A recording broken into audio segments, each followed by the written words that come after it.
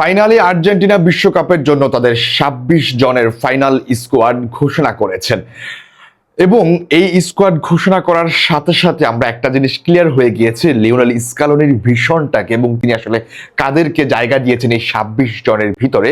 যদি আমরা এই ২৬ জনের স্কোয়াডের দিকে তাকাই তাহলে আমরা এই বিষয়টা পরিষ্কার হয়ে যাব। দেখুন, এবারের বিশ্বকাপ স্কোয়াডে আর্জেন্টিনার লাস্ট বিশ্বকাপ স্কোয়াডের 18 জন ফুটবলার এখনো স্টে করছেন, এখনো আছেন। বাকি 8 জন ফুটবলার কেবলমাত্র প্রথমবারের মতো ওয়ার্ল্ড কাপ খেলতে যাবেন এই টিমটার সাথে। দেখুন, এবারের বিশ্বকাপে আর্জেন্টিনা কোথায় যাবে কিংবা কতদূর যাবে কিংবা বিশ্ব চ্যাম্পিয়ন হবে কি হবে না সেই বিষয়ে কথা বলার আগে আমাদের কথা বলা উচিত এই স্কোয়াডটা কেমন হলো এবং এই স্কোয়াডটা নিয়ে আর্জেন্টিনা কতদূর এগোতে পারে।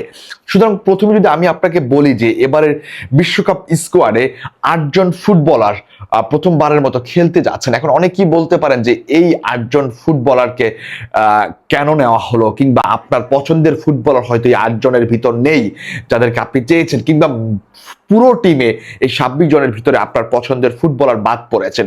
এটা নিয়ে আপনি হয়তোবা অভিমান মনক্ষুণ্ণ হতে পারেন, বাট ফুটবল ভাই ইমোশন দিয়ে চলে না। ফুটবল চলে ট্যাকটিক্যাল, ফুটবল চলে বাস্তবতার উপর ভিত্তি করে, ফুটবল চলে পারফরমেন্স ট্যালেন্টের উপর ভিত্তি করে। সেই জায়গা থেকে আমি বলবো যে আমার কাছে যতটুকু মনে হয়েছে এই স্কোয়াড দেখে যে আর্জেন্টিনা কম্প্যাক্ট একটা টিম নিয়ে এবারে বিশ্বকাপ স্কোয়াডে যাচ্ছে। এখন অনেকেই বলতে পারেন কয়েকটা পজিশন নিয়ে আপনার প্রশ্ন থাকতে পারে, আপনার দ্বিমত থাকতে পারে। হ্যাঁ, দ্বিমত অবশ্যই আমারও আছে, বাট আমি ফাইনালি এবং শেষ মুহূর্ত পর্যন্ত আমি স্কালোনির উপর বিশ্বাস রাখতে পারি, আমি স্কালোনির উপর বিশ্বাস রাখতে চাই এবং এই মানুষটার ডিসিশনকে আমি সম্মান জানাই।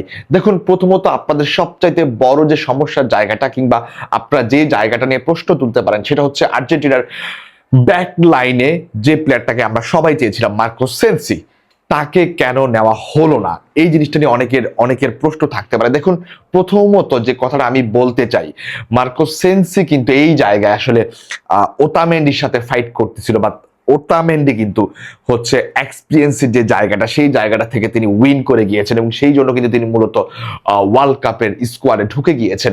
তাছাড়া মার্কো সেনসি কিন্তু বোর্নমাউথের হয়ে দুর্দান্ত লেভেলের পারফরমেন্স করছিলেন। আমরা সবাই ভেবেছিলাম মার্কো সেনসি ফাইনাল স্কোয়াডে ঢুকে যাবেন, বাট এই জায়গাটাতে আমার কাছে মনে হয় যে আমরা একটু সারপ্রাইজিং হয়েছি যে মার্কো সেনসিকে লিওনেল স্কালোনি 26 জনের স্কোয়াডে রাখতে পারেননি।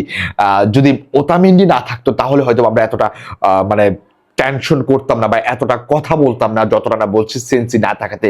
এবং আরো একটা পজিশন নিয়ে হয়তো আপনাদের প্রশ্ন আছে, সেই পজিশনটা হচ্ছে ফ্রাঙ্কো মাস্তান্তোনো এবং হচ্ছে আলেহান্দ্রো গার্নাচোর একজনে কিন্তু আমাদের এবারের বিশ্বকাপে নেই।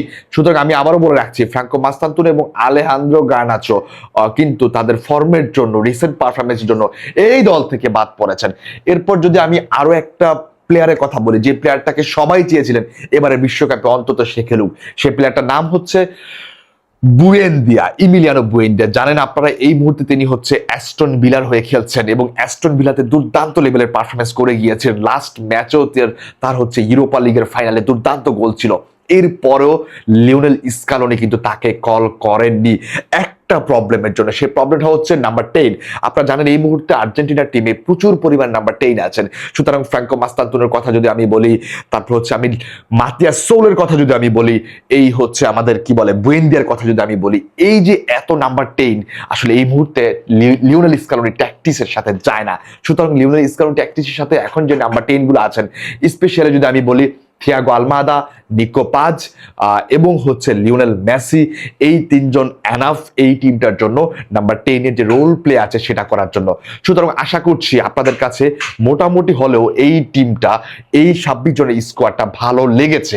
হ্যাঁ, কিছু প্লেয়ারকে আমরাও চাচ্ছিলাম যে তারা বিশ্বকাপের ফাইনাল স্কোয়াডে থাকুক, but end of the day আমাদেরকে মাথায় রাখতে হবে ফুটবল ইমোশন দিয়ে চলে না, ফুটবল চলে বাস্তবতা দিয়ে।